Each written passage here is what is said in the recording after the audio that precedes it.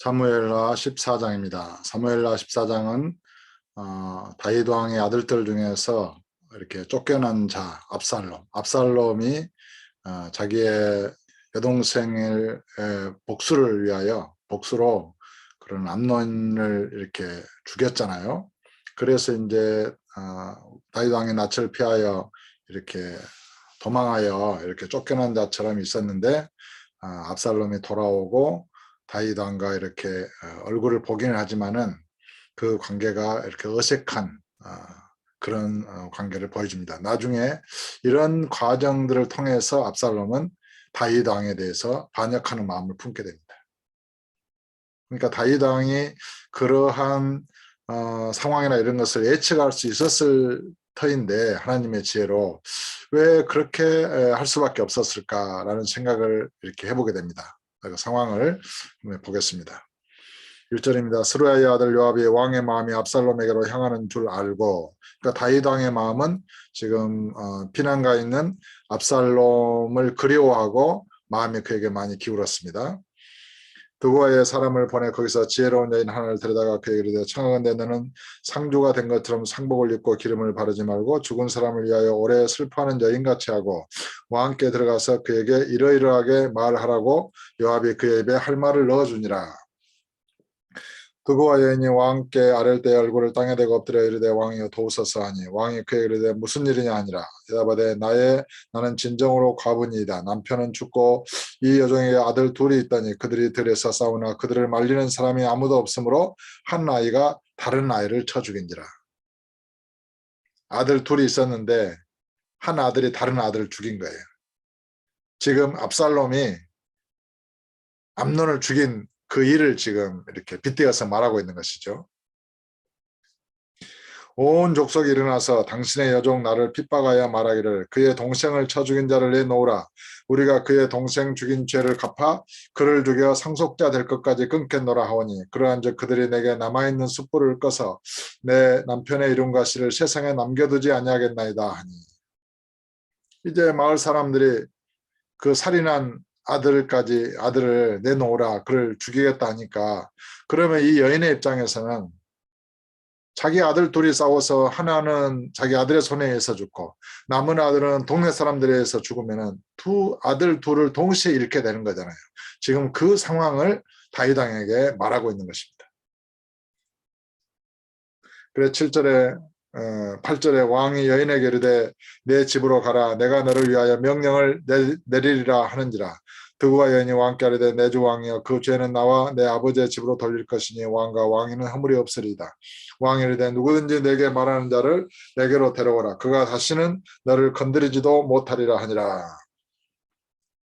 여인이 이르되 청하건대 왕은 왕의 하나님 여호와를 기억하사 원수 갚는 자가 더 죽이지 못하게 하옵소서. 내 아들을 죽일까 두렵나이다. 그러니까 한 아들을 잃었는데 남아있는 아들까지 잃어버릴까 두렵다고 지금 말하고 있죠. 하니 왕이 이르되 여호와께서 살아계심을 두고 맹세하느니 내 아들의 머리카락 하나도 땅에 떨어지지 아니하리라 하니라. 그래 비록 살아남은 아들이 살인자이긴 하지만 다윗 왕은 그를 죽여서는 안 된다라고 이렇게 여호와께서 살아계심을 두고 맹세하고 있습니다. 마찬가지로 압살롬은 그 형제 암논을 죽였지만은 압살롬은 죽여서는 안 된다고 말하는 것과 똑같은 이치입니다. 여인이 이르되 청하건대 당신의 여종을 용납하여 한 말씀을 내 주 왕께 여쭙게 하옵소서 하니 그가 이르되 말하라 하니라. 여인이 이르되 그러면 어찌하여 왕께서 하나님의 백성에 대하여 이 같은 생각을 하셨나이까. 이 말씀을 하심으로 왕께서 죄 있는 사람같이 되심은 그 내쫓긴 자를 왕께서 집으로 돌아오게 하지 아니하심이니이다. 압살롬을 그대로 두고 지금 3년이 넘도록 얼굴을 안 보고 돌아오게 하지 않고 있잖아요. 이제 내가 와서 내 주 왕께 이 말씀을 여쭙는 것은 백성들이 나를 두렵게 하므로 당신의 종이 스스로 말하기를 내가 왕께 여쭈오면 혹시 종이 청하는 것을 왕께서 시행하실 것이라. 왕께서 들으시고 나와 내 아들을 함께 하나님의 기업에서 끊을 자의 손으로부터 주의 종을 구원하시리라 하민이다.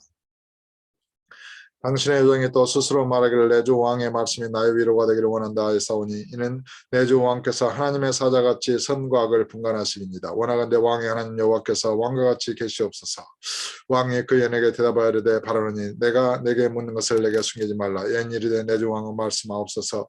왕이 이르되 이 모든 일에 요압이 너와 함께 하였느냐 하니 여인이 대답하여 이르되 내 주 왕의 살아계심을 두고 맹세하옵나니 내 주 왕의 말씀을 좌로나 우로나 옮길 자가 없으리이다. 왕의 종 요압이 내게 명령하였고 그가 이 모든 말을 왕의 요정의 입에 넣어 주었사오니.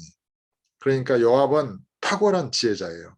용맹한 장수였고 다윗 왕의 신복이었고 다윗 왕의 마음을 가장 잘 아는 그런 충성된 자였으며 이렇게 지혜로운 다윗 왕의 마음을 돌리기 위하여 한 지혜로운 여인을 택하여 그에게 이렇게 할 말을 넣어줄 만큼 아주 놀라운 사람이었다고 보여집니다. 그런데 이 요압이 나중에 다윗 왕을 배반해요. 참 그게 안타까운 일입니다. 보겠습니다. 이는 왕의 종 요압이 이 일의 형편을 바꾸려 하여 이렇게 함이니이다. 내 주 왕의 지혜는 하나님의 사자의 지혜와 같아서 땅에 있는 일을 다 아시나이다 하니라. 왕이 요압에게 이르되 내가 이 일을 하라 하였으니 가서 청년 압살롬을 데려오라 하니라. 드디어 다윗 왕은 요압의 말을 듣고 압살롬을 부릅니다. 요압이 땅에 엎드려 절하고 왕을 위하여 복을 빌고 요압이 이르되 내 주 왕이여 종의 구함을 왕이 허락하시니 종이 왕 앞에서 은혜 입은 줄을 오늘 아나이다 하고 요압이 일어나 그슬로 가서 압살롬을 데리고 예루살렘으로 오니 왕이 이르되 그를 그의 집으로 물러가게 하여 내 얼굴을 볼 수 없게 하라 하며 압살롬이 자기 집으로 돌아가고 왕의 얼굴을 보지 못하니라. 왜 다윗 왕은 이렇게 했을까요? 다윗 왕이 이왕에 압살롬을 용서했다면 압살롬을 이렇게 얼굴을 보고 그를 다독이고 그래야 했을 터인데 다윗 왕은 압살롬의 얼굴을 보지 않아요. 결국 이것이 압살롬의 마음에 반역하는 마음을 갖도록 하는 계기가 되지 않았을까 싶습니다. 25절입니다. 온 이스라엘 가운데에서 압살롬같이 아름다움으로 크게 칭찬받는 자가 없었으니 그는 발바닥부터 정수리까지 흠이 없음이라. 그의 머리털이 무거움으로 연말마다 깎았으며 그의 머리털을 깎을 때 그것을 달아본즉 그의 머리털이 왕의 저울로 200세겔이었더라. 압살롬의 아들 셋과 딸 하나를 낳았는데 딸의 이름은 다말이라. 그는 얼굴이 아름다운 여자더라. 압살롬이 이태 동안 예루살렘에 있으되 왕의 얼굴을 보지 못하였으므로 2년 동안 예루살렘에 돌아왔지만은 왕이 부르지 않은 거예요. 왕의 얼굴을 못 본 거예요. 압살롬이 요압을 왕께 보내려 하여 압살롬이 요압에게 사람을 보내부르되 그에게 오지 아니하고 또다시 그에게 보내되 오지 아니하니라. 이제 요압이 자기를 데려왔잖아요. 그래서 요압을 불렀는데 요압도 오지 않아요. 자기.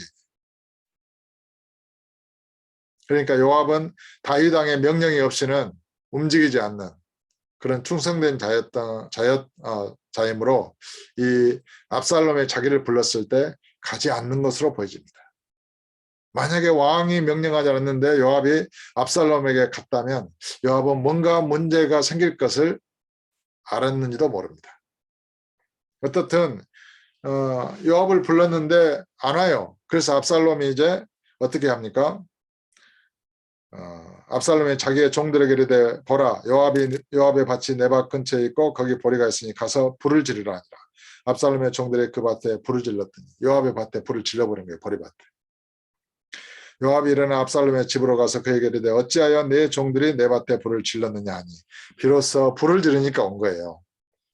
압살롬의 이런 어떤 결단력, 압살롬이 대단한 어떤 그런 지략과 그런 것을 가졌다는 것을 보여줍니다.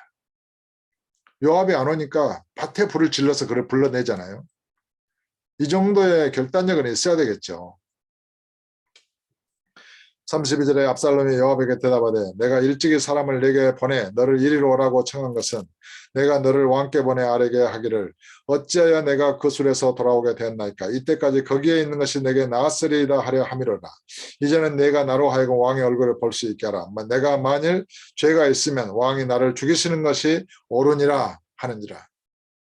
요압이 왕께 나아가서 그에게 아뢰매 왕이 압살롬을 부르니 그가 왕께 나아가 그 앞에서 얼굴을 땅에 대어 그에게 절하매 왕이 압살롬과 입을 맞추니라. 비로소 압살롬은 다윗 왕의 얼굴을 보았습니다. 그러나 진심으로 다윗 왕을 마음에서부터 이렇게 아버지로 존경하지는 않은 것 같아요.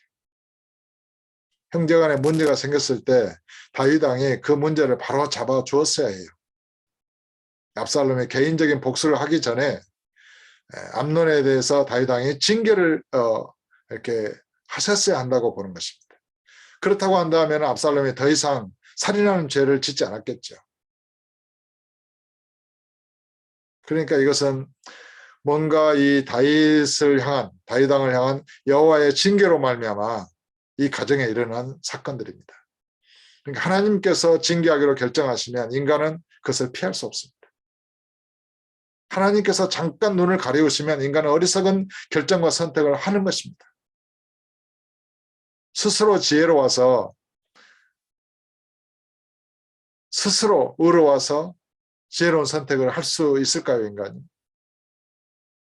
가슴의 지혜는 누가 준 것이냐? 볼 수 있는 눈은 누가 만들었으며 들을 수 있는 귀는 누가 만든 것이냐? 성경은 이렇게 말합니다. 내가 받지 않은 것이 무엇이냐? 어찌하여 받지 않은 것처럼 내 자신을 자랑하느냐?